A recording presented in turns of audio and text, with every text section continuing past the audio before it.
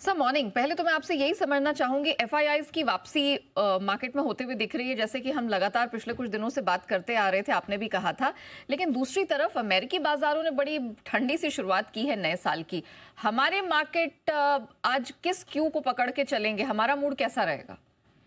Good morning. देखिए, दो संकेत है, दोनों थोड़े कॉन्ट्रास्ट है। जहाँ कल हमारे बाजारों के बंद होने के वक्त डाउ फ्यूचर्स 200 सवा 200 पॉइंट ऊपर थे, लग रहा था कि अमेरिका में मजबूती होगी। देखिए, कल डे हाई पर पहुंचे तो उसमें थोड़ा बहुत कंट्रीब्यूशन तो डाउ फ्यूचर्स का था ही। इसके विपरीत अगर 150 पॉइंट नीचे, यानी कि जो उम्मीद है उससे करीबन करीबन 350 पौने 400 पॉइंट नीचे रहा है डाउ, तो उसका थोड़ा असर आप गिफ्ट निफ्टी में जो देख रहे हैं वो वही देख रहे हैं। तो एक तरफ आपको ग्लोबल मार्केट्स की वजह से स्टार्ट मिल जाएगी जो थोड़ी कमजोर होती हुई दिख रही है। देखिए, अगर समझिए अमेरिका फ्लैट बंद होता है या 100 150 200 ऊपर बंद होता तो आप थोड़ी गिफ्ट निफ्टी पर 100 पॉइंट नीचे दिखते हैं, राइट। सो हल्की कमजोरी के साथ शुरुआत तो वहां से होगी। उसके बाद आपको अपना ट्रिगर पकड़ना है।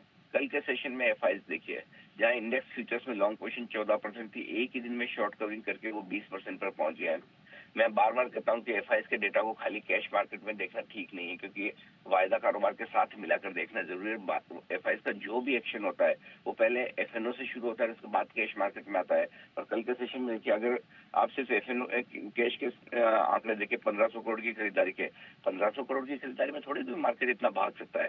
स्टॉक फ्यूचर्स जो खरीदे वो देखिए, 11,600 करोड़ के स्टॉक फ्यूचर्स किसको कहते हैं। तो ये दमदार खरीदारी जो हुई है, ये कॉन्फिडेंस बढ़ाने वाली है, इसमें कोई डाउट नहीं। और ऐसे में कमजोर शुरुआत होने पर डेफिनेटली निचले स्तरों पर सपोर्ट आएगा। तो हम किसी भी संकेत को इग्नोर नहीं करेंगे। आपका सवाल बहुत अच्छा है, किस पर ट्रेड करेंगे? हम दोनों पे करेंगे।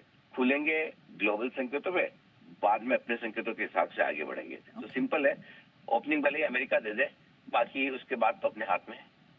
ऑलराइट, चलिए ये बात आपने बहुत अच्छी कही सर। तो फिर अब रेंज भी बता दीजिए जिस पर हमें ध्यान देना, और उसी हिसाब से फिर हम रणनीति अपनाएंगे। देखिए, 100 पॉइंट नीचे खुले तो पहला सपोर्ट लेवल इसका जो निफ्टी का जो बन के आता है वो 24,050 के आसपास है। और इसलिए मैंने खरीदारी करने के लिए जो नीचे की रेंज दी है वो 23,950 से 24,050 की निकल कर आती है, ठीक है। इस रेंज में आपको सपोर्ट आता हुआ दिखेगा, नंबर वन। अब ऊपर की तरफ 24,275, 24,365, ये वो रेंज है जहां तक जाने की एक कोशिश बाजार की हो सकती है। आज हमें क्या चाहिए? आज अगर हफ्ते के आखिरी दिन हम 24,200 के ऊपर बंद हो जाते हैं, ज्यादा नहीं 12 पॉइंट, ठीक है ना, तो आप खतरे से बाहर निकल गए एकदम। फिर है ना, मतलब अगले हफ्ते मजा आएगा।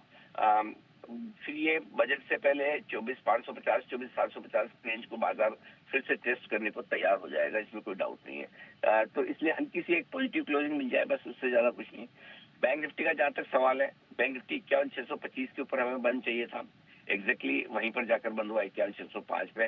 तो आज बैंक निफ्टी में भी हमें ज्यादा नहीं, 20-25 पॉइंट ऊपर बंद हो जाए तो एक कंफर्मेशन आ जाए कि बैंक निफ्टी भी एक मजबूती देने को तैयार है अगले हफ्ते के लिए।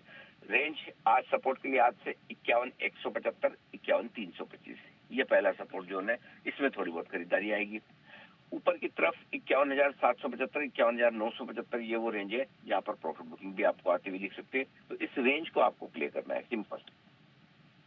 तो यहाँ से हम देख रहे हैं range, support side, resistance size दोनों के बढ़ते हुए दिखाई दे रहे हैं।